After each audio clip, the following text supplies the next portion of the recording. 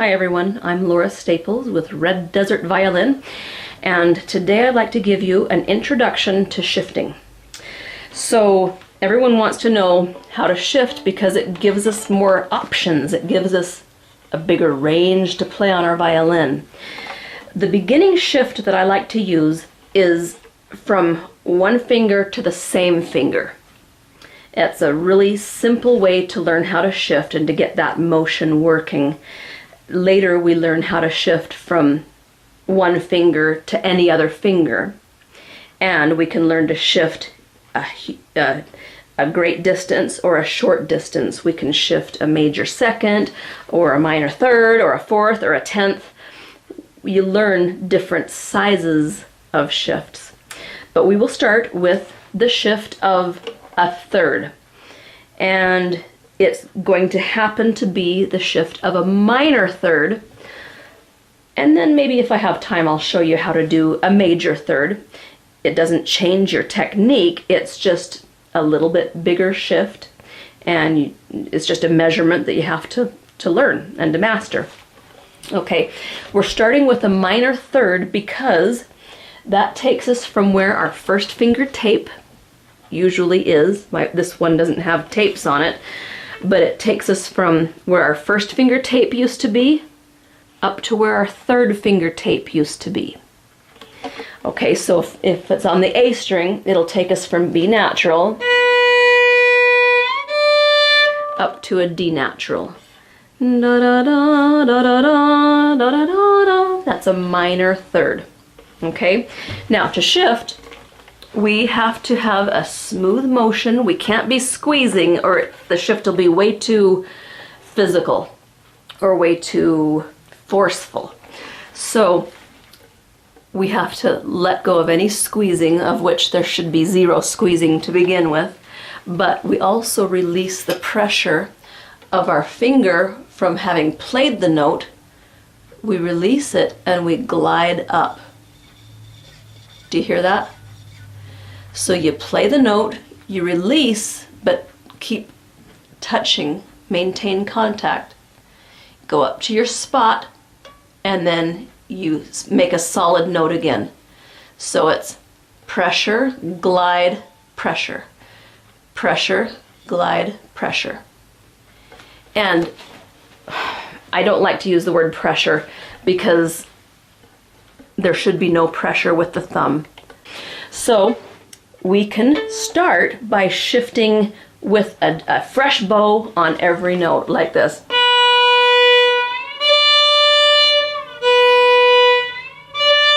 Can you hear the little ghost slide I'm making?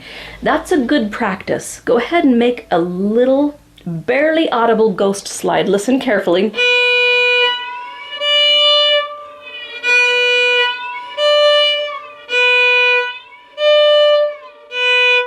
That's how you know where you are in the shift until it just becomes automatic, and you don't need that ghost slide, but it's a good practice to start with. Okay, so go ahead and try it with a down bow on the B and an up bow on the D.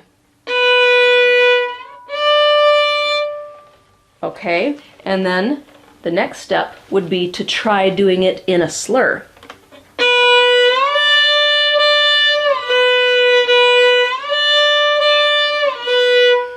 That's a lot more challenging because there's nothing to hide the shift. There's no bow change to help you hide this motion. So the cure is to minimize the slurp. You don't really want that. In some cases you would, but rarely would you want that slurpy sound. So make sure you're releasing the weight of the finger and then put it back down solid when you get to this pitch. Make sure that your thumb is moving with your hand. Don't move the finger and then catch the thumb up. Don't try to get the thumb in place and then creep the hand up. They move together as a unit. Okay, now, as I said, this is a minor third, but what if we had a B flat? then it would be a slightly larger shift, no big deal. It's really not that much harder. You just have to have the pitch you're leaving and the pitch that you're headed for in your mind, and that takes some practice and some ear training, and it's no harder than the minor third. What if you were going from a B natural to a D sharp?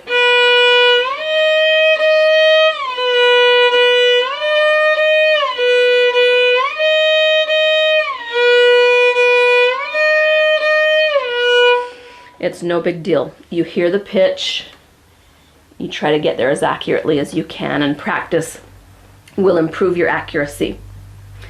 Okay, so if I were you, I would go ahead and start practicing just on the easiest shift of all, which is from your first finger tape to your third finger tape. That takes you from first position to third position. Why am I teaching you that before I teach you to go to second position? Traditionally, after we learn first position, we go up and learn third position. There's a couple reasons for that. First of all, if we only learn second position, that wouldn't improve the range of our notes very well. It would just give us one more finger higher. By learning third position, we gain two more notes. Like in first position, I can only reach an E on the A string. If I go up to third position, I gain an F sharp or an F natural, and I gain a G. So I've gained two more fingers worth on every string. So that's improved the range of my notes on the violin. Also, when you're reading third position, the notes on the page are related to first position because the same fingers that were on lines are still on lines. They're just on different lines. And the same fingers that were on spaces still are on spaces, just different spaces. So that's why traditionally we learn third position next. Okay, so that's the basic shift. Now, if you're learning to shift from 1 to 1, why can't we learn to shift from 2 to 2 and 3 to 3 and 4 to 4? We can, and we're going to. And we're going to just pretend that we're staying on the tapes. So we'd start on a high 2, C sharp, because that's where our second finger tape used to be. That's the only reason that I'm teaching you to do it with a high 2. You can just as easily work on it starting from C natural. But I'm going to start us at C sharp. Okay, so to shift up to third position, our second finger needs to go where our fourth finger used to go. Our fourth finger was in charge of playing the equivalent of an open string, right?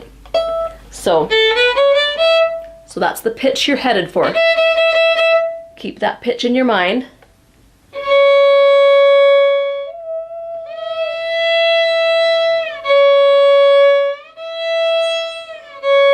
Make a beautiful little ghost slide. There's nothing wrong with it.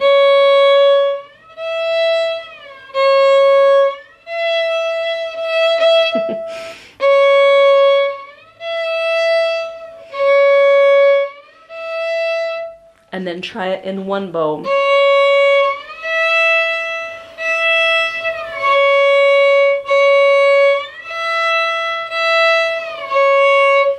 Okay, third finger would start on D, and it would go up to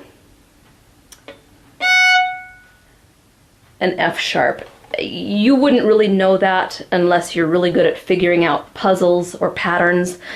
You wouldn't really know it until you learn third position. So if that's really freaky to you, that how did I know it was going to be F sharp? I just did. And you will know it too once you learn third position, okay? So you're headed for F sharp.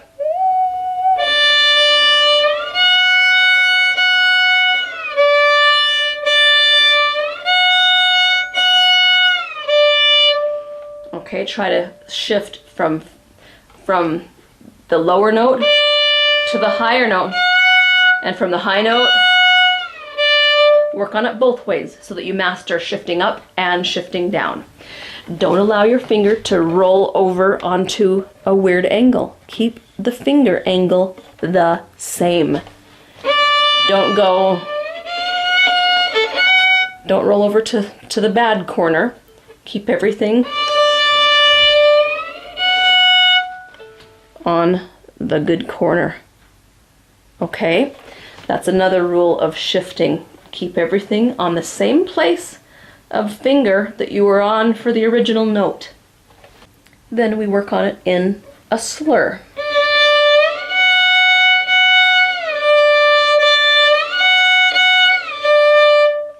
And we learn to make that slidey sound a beautiful part of our violin playing, because you'll never get rid of 100% of it. So we might as well learn to make it beautiful. Then pinky to pinky, we go from our open string equivalent, and we're going to go to G natural.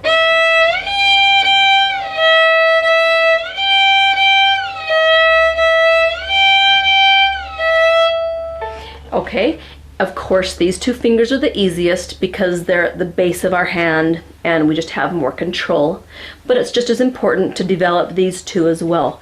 So once you get those basic shifts mastered, you will be ready to move on to shifting from one finger to a totally different finger, and from there you can start learning the different sizes of shifts, like shifting from first position all the way to seventh position or whatever you choose to do. Alright, so I hope this is enough to get you interested and get you started, and we'll see you in the next video.